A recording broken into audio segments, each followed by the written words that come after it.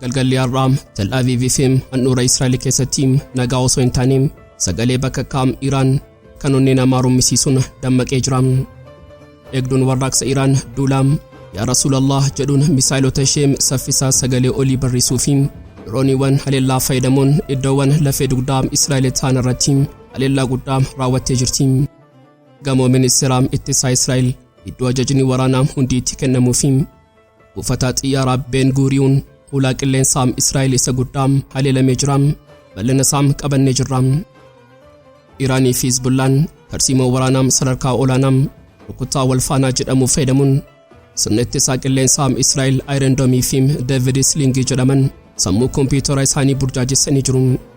Gama kaaniin Iraan kallattiin wiirtuu Niwukilaraa Israa'el Dimona kan gammoojjii Negev keessatti argamu daaraa gochuuf qophii ta'uu ishee akeekkachiiftee jirti. Bal'ina isaanii dhageessuun oduun Reuters fi xiinxaltoonni waraanaa gurguddoon saaxilan dhugaa sodaachisaa tokko lafa kaa'ee jira.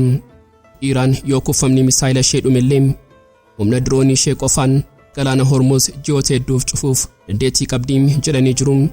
Yoo xumuraatti nu faana turtan iccitii bal'aanii dhageessu. Qophii keenya laayik gochuun jalqabaan affeerraa keenya yeroo maraatiin. Yooyyaa ashamaar kafuuneen kabajamtoota dhaggeeffattoota keenya kun Oromia 24 News dha. Kanneen chaanala YouTube keenyaaf haaraa taatan subscribe gochuun maatii keenya ta'aa. Qophiin keenya namoota hedduu bira akka ga'uuf like share gochuun waliif qooduun dagatinaa. Hanga xumuraa qophii keenyaatiin turtii gaarii.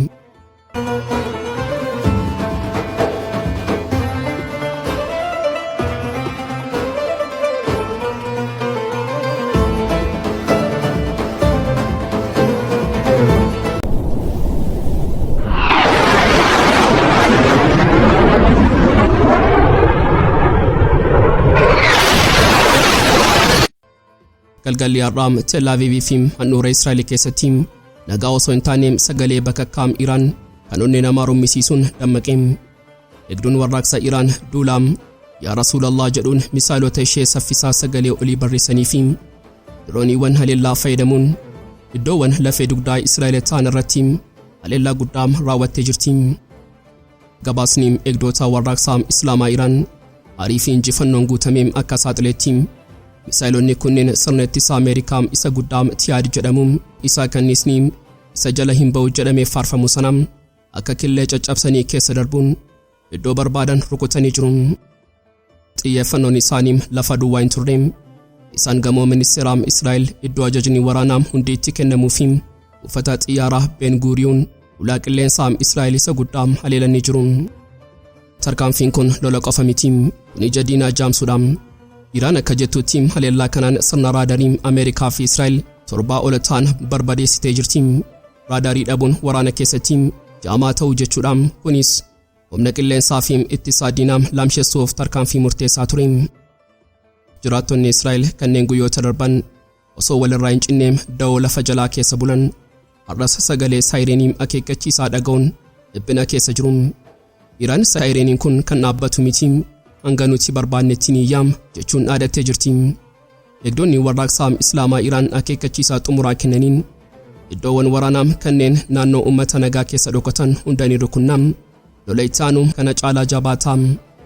Har'a Iraan Misaa'ela Hypersonic qabattee sirna Tiyaad Ameerikaa cabsuun handhuura Israa'el keessatti dhoo'insa uumuun ishee madaallii waraanaa naannichaa jijjiiree jira. Seenaa waraanaa baa giddu galeessaa keessatti guyyaan Har'aa harmoonii biddaa jedhamee galmaa'uuf jira. Bariirraa eegalee samiin Israa'el kallattii tokkoon qofa osoo hin taane kallattii ba'aa fi kaabaatiin yeroo tokkotti sa'aatii tokkotti fi daqiiqaa tokkotti dhoo'insaan raafamaa oolee jira. Iraanii fi Hizbullaan tarsiimoo waraanaa sadarkaa olaanaa kan Rukuttaa Wal-Faanaa jedhamu fayyadamuun sirna ittisaa qilleensaa Israa'el Iron Dome fi David Sling jedhaman sammuu kompiitara isaanii burjaajessanii jiru. Wanti har'a ta'e Israa'eliif qorumsa guddaa ture. Eegduun warraaqsaa Iraan Teheraan irraa misaa'ela furguggisu. Hizbullaan ammoo Liibaanos irraa diroonii fi rookeettii gallakkisu. Tel-Aviiv, Al-Quds yookaan Yerusaalemii fi Haayfaan yeroo tokkotti sagalee saayireenii akeekkachiisaatiin guutaman. Xiinxalaan Aljaziiraa Eliyaas Karaam akka ibsetti kaayyoon Rukuttaa Wal-Faanaa kanaa sirna ittisaa Israa'el dhiphisuu fi humna isaa laamsheessuudha. Yeroo misaa'elonni kallattii adda addaatiin dhufan kompiitarri ittisaam kamiin dhiiseem kamiin akka qabuum wallaalee dogoggora uumaam. Hizbullaan Har'aam Haleellaa marsaa 11ffaam ganama keessatti qofaam raawwatee jira. Tuuta diroonii fayyadamuun buufata xiyyaaraa Raamaat Deevedefem buufata humna galaanaam Aifaam kanneen kaabaam Israa'el keessatti argaman bakka kaam itti roobsanii jiru. Dirooniin kunniin sirna raadarii jala miliquun iddoo murteessoo ta'an qulqullinaan haleelanii jiru. Lafarrattis lolli cimaan deemaa jira. Waraanni Israa'el taankii fi konkolaattota waraanaa qabatiin gara kibba Libaanoositti seenuuf yaalii godhee jira. Garuu Hizbullaan kanneen waraana lafa jalaa beekan dha'uu isaanii keessaa ba'uun misaa'ila farra taankii dhukaasuun loltoota Israa'el kutaa 401ffaa keessaa 2 madeessanii jiru. Israa'el lafa Libaanos sarbuun salphaa miti jechuun duubatti harkifachuuf dirqamtee jirti. Waraanni kun kan dho'e aarii fi gumaa dhiigaatiin erga sanbata darbeem Ameerikaa fi Israa'el duula bananii hoogganaa olaanaa Iraan Ayatollah Ali Khamenei dabalatee namoota hedduu ajjeesanii booda Iraan obsi dhumateera jechuun Libaanos keessattis xiyyaaronni Israa'el daayyaafam beeqaa gubbaa jiru. Namoonni 62 ol wareegamanii jiru. Hizbullaan amma Israa'el Iraan FM Libaanosin loluu dhaabdutti nuti sin dhaabnu jechuun kakatee jira. Israa'el amma filannoo dhiphaa keessa jirti. Gabaasni chaanaalii 12 akka mul'isutti mootummaan Netanyaahuu Hizbullaa irratti waraana dursaa banuu qabna jechuun murteessus Hizbullaan dorgommii yeroo sanaam injifachuun dursee dhukaasee jira. Jeneraalonni Israa'el dachii Libaanos keessa seenuun seenaa kasaaraa bara 2006 deebisuu danda'am jechuun sodaatu. Garuu dhiibbaan misaa'ilaa kun filannoo biraa dhowwaa jira. Walumaa galatti Har'aam Teeraanii fi Beeruut harka wal qabatanii Tel-Aviivin falmaa jiru. Iraan misaa'ila ishee qabattee Hizbullaan diroonii isaa qabattee sirna ittisaa diinaa qorachaa jiru. Waraanni kun ammaam lafoo galaanaa fi samii qofa osoo hin taane sammuu fi tarsiimoo irratti hundaa'ee ba'aa giddu galeessaa raasaa jira. Qilleensi ba'aa giddu galeessaa sadarkaa badii waliin irra ga'ee jira. Teeraan Har'aam kaartaadhumaam kan kanaan duraam afaan ishee keessaa ba'een beekne tokko luqqifattee jirti. Israa'eliin onnee keenan dhaabaam jechuun doorsisaa jirti. Qondaalli olaanaam waraanaa Iraan tokko miidiyaa Iraan Nuwinsi jedhamuuf iccitii sodaachisaa tokko himee jira. Yoo Ameerikaa fi Israa'el sirna keenya jijjiiruuf yaalanii keessoo biyyaa jeequuf hidhattoota kakaasan nuti ammoo kallattiin wiirtuu Niwukilaraa Israa'el Dimonaam kan gammoojjii Negev keessatti argamu sanaam daaraa gochuuf qophiidha. Kun ergaa lafaa kee miti. Iraan, Israa'elii fi Ameerikaan daangaa Iraaq irraan hidhattoota mormitoota Kurdii hidhachiisanii biyya keessatti jeequmsa hidhannoo uumuuf shira xaxaa jiru jechuun amantii. Shira kana fashaleessuuf jecha Teeraan meeshaa raam kan addunyaan takka argitee hin beekne misaa'ila addaa qopheessuu ishee labsitee jirti. Qondaalichi misaa'illi kun Dimona qofa osoo hin taane bu'uuraalee anniisaa naannichaa hundaa barbadeessuuf humna qaba jechuun waraana kanaan gara sadarkaa niwukilaraatti dhiyeessee jira. Osoo doorsisni kun qilleensa irra jiru lafti Iraan garuu dho'insaan raafamaa jira. Israa'el xiyyaarota ishee Teeraan irra marsuun keessattuu dhiya magaalattii iddoo buufanni misaa'ilaa FM diroonii jiru irratti ibidda roobsaa jirti. Wanti nama naasisu magaalota akka Tabriz kibba dhiyaa fi Bandar Abbas kibbaa dabalatee magaalota kanaan dura akka bakka nageenyaatti ilaalamaa turan kanneen akka Chaalusii fi Nawshaar illee har'a sagalee dho'insaan dammaqanii jiru. Uummanni Teeraan irraa gara kaabaatti baqataa ture ammas bakka deemu dhabeem dhiphina keessa galee jira. Gama kibbaan Bandar Abbas isheen galaana Hormuz eegduun ibidda keessa jirti. Kunis diinagdee addunyaa irratti dhiibbaa uumee jira. Eegduun Warraaqsa Iraan ibsa baaseen erga waraanni eegaleem dooniiwwan boba'aa fi daldalaa 10 ta'an rukunnee jira jechuun kan labse yoo ta'u galaana Hormuz amma nageenya hin qabu. Iraan doonii Ameerikaa, Biriteen yookaan Israa'el wajjin hidhata qabu kamiyyuu fi dooniiwwan garaam Israa'el deeman hundaa akka diinaatti ilaaluun tarkaanfii fudhachuuf waadaa galtee jirti. Walumaa galatti har'a Iraan teekinooloojii ishee isa dhokataa baasuun yoona digdaan Dimonaan isiniin guba jechuun dhaadachaa jirti. Israa'el ammoo gama dhiyaa fi kaabaan Iraaniin haleelaa jirti. Mootummaan Iraan alaan rukutamuyyuu keessoo isaa to'achuuf humna baasijii fi poolisii daandii irratti bobbaasee jira.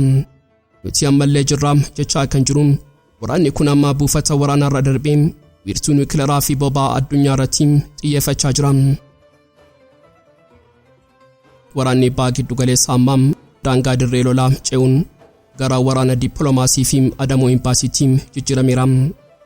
Teeraan irraa kaartaa sodaachisaa kan seerota addunyaa hunda diiguu danda'u tokko luqqifattee Israa'elitti akeektee jirti. Humni waraanaa Iraan akeekkachiisa dhumaa dabarseera. Yoo imbaasii Keenyaa kan Beirut Lebanos keessa jiru tuqtan, imbaasiin Israa'el addunyaa kanarra jiru kamiyyuu nuuf taargeetii seera qabeessaa ta'am jedhee jira. Afayaayin waliigalaa humna waraanaa Iraan Birgaader Jeneraal Abu Al-Fazli Sheekarchi ija jabeenyaan beem addunyaatti labsee jira. Diinni Keenyaa Israa'el bineensa daangaa hin qabne ta'uu isaa mirkaneessa. Nuti amma ammaatti seera addunyaa kabajnee obsa goonee garuu obsi keenya dhuma qaba.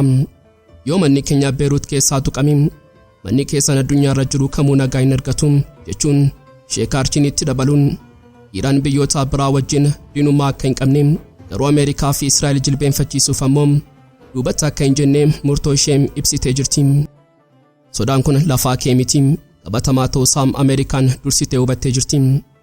Waashingten irraa dhiphina guddaa keessa galuun hojjettoota imbaasii ishee kanneen naannoo baha giddu galeessaa jiran hedduu lubbuu keessan oolfadhaa jechuun baasaa jirti. Sababiin isaa ifadha. Ibiddi Iraan qabsiistee amma gamoo dippiloomaasii gubuu eegalee jira. Dhugaan lafarra jiru kana mirkaneessa. Imbaasiin Ameerikaa Saudi Arabiyaa keessa jiru dirooniiwwan Iraaniin erga rukutamee booda akeekkachiisni cimaa kennamee ture. Wanti hundarraa nama naasisu ammoo halkan edaa qoonsilaan Ameerikaa Dubaay keessa jiru iddoom eegumsa cimaa fi qananiitiin diroonii Iraan qilleensa tarsaasee dhufeen kallattiin rukutameera. Waa'insi guddaan gamoo sana raasee ibiddi yeroo boba'u addunyaan Iraan harka dheeraa qabaachuu ishee fi imbaasii kamiyyuu rukutuu akka dandeessu hubattee jirti. Galaanni Hormuuz inni dhiigni dinagdee addunyaa keessa yaa'u har'a kiyyoo du'aatee addunyaa hudhaa jira. Oduun Rooyitersiif xinxaltoonni waraanaa gurguddoon saaxilan dhugaa sodaachisaa tokko lafa kaa'ee jira. Iraan yoo kuufamni misaa'elaa ishee dhumellee humna diroonii ishee qofaan galaana Hormuuz ji'oota hedduuf cufuuf dandeettii qabdi. Addunyaan misaa'elaa Iraan irratti xiyyeeffattus Iraan garuu warshaa diroonii taatee jirti. Gabaasni Center for Information Resilience akka mul'isutti Iraan ji'a tokkotti dirooniiwwan hanga 10,000 oomishuuf dandeettii qabdi. Dirooniiwwan kunneen keessattuu gosi Shaayidem 136 fageenya kiiloomeetira 700 hanga 1,000 barrisuun qarqara galaana Arabaarraa kaaniin iddoo fedhan rukutu. Erga waraanni barii sanbataa eegaleem dirooniiwwan Iraan 65 ol ta'an sirna ittisaa qilleensaa Imaareetiin cabsanii seenuun isaanii tunni kun hagam sodaachisaa akka ta'e ragaa ba'a. Gama biraatiin dhiibbaan dinagdee addunyaa irratti uumameen bomboleettii fakkaata. Erga Iraan dooniiwwan daldalaa jaam rukuttee booda daldalli boba'aa karaa kana darbuun guutummaatti dhaabbatee jira. Gatiin boba'aa dhibbeentaa 12 yeroo ol ka'u gatiin gaazii Awurooppaa immoo dhibbeentaa 50 samii tuqee jira. Boba'aan ogeessi boba'aa Iraan salphaatti harka hin kennatu doonii muraasa rukuttee sodaa uumuun ishee qofti isheef gaadha. Namni achi keessa darbuuf onnee qabu hin jiru jedha. Haa ta'u malee dhugaan adda tokko Iraaniin mudachuu danda'a suni hanqina misaa'ilaati. Basaasonni dhiyaa akka jedhanitti kuufamni misaa'ilaa Iraan giddu galeessaan 2,500 hanga 6,000 gidduu ta'uu danda'a. Kuufamni kun waraana darbee waxabajjii 2025 fi deeggarsa Hizbullaa fi Huutiitiif kennametti hir'atee jira. Raashiyaan waraana mataa ishee waan qabduuf Chaayinaan ammoo sodaa siyaasaatiif jecha Iraaniin dafanii misaa'ilaan guutuun ulfaataa ta'uu danda'a. Garuu Iraan kaardii dhumaa kan biraa qabdi. Sunis boombii bishaan jalaadha. Iraan boombiiwwan bishaan jalaa 5,000 hanga 6,000 qabdi jedhamee tilmaamama. Yoo misaa'illi jalaa dhumuuf jedhee Iraan boombiiwwan kana bishaan Hormuuz keessa facaasti. Boombii bishaan jalaa qulqulleessuun hojii ji'oota hedduu tarii waggaa tokko ol fudhatudha. Ogeessi nageenyaa galaana tokko yoo Iraan boombii facaaste badiin isaa kan guyyaa muraasaa miti dinagdee addunyaa ji'ootaaf laamsheessa jechuun akeekkachiisee jira. Qondaalee dhaabbataa boba'aa Viitool Sodaa biraam dabalatee jira. Tarii Iraan amma meeshaa ishee moofaa fi diroonii rakasaa qofa fayyadamtee sirna ittisaa Ameerikaa dadhabsiisaa jirti ta'a. Yoo akkas ta'e deebiin ishee inni sirriin ammallee hin jalqabne jechuudha. Walumaa galatti har'aa bitootessa 5 2026 Iraan galaana Hormuuz furtuu ishee jala galchitee jirti. Misaa'illi dhumuu danda'a garuu warshaan diroonii fi boombiin bishaan jalaa Iraaniif humna yeroo dheeraa kennanii jiru. Ameerikaan buufataalee lafa jalaa rukutuu dandeessi. Garuu tuutaa kanniisaa fi kiyyoo bishaan jalaa kanaan qulqulleessuun lola ulfaataa fi dhiigaa gaafatu ta'ee jira. Eegaan kabajamtootaa dhaggeeffattootaa Oromiyaa 24 News qophii guyyaadhaaf qabannee dhiyaannee asumarratti goolama. kanneen chaanala YouTube keenya faarataatan subscribe gochuun maatii keenya ta'aa. Qophiin keenya namoota hedduu biraa akka ga'uuf like share gochuun waliif qooduun dagatinaa. Hanga xumuraatti waan nu faana turtaniif galatoomaa.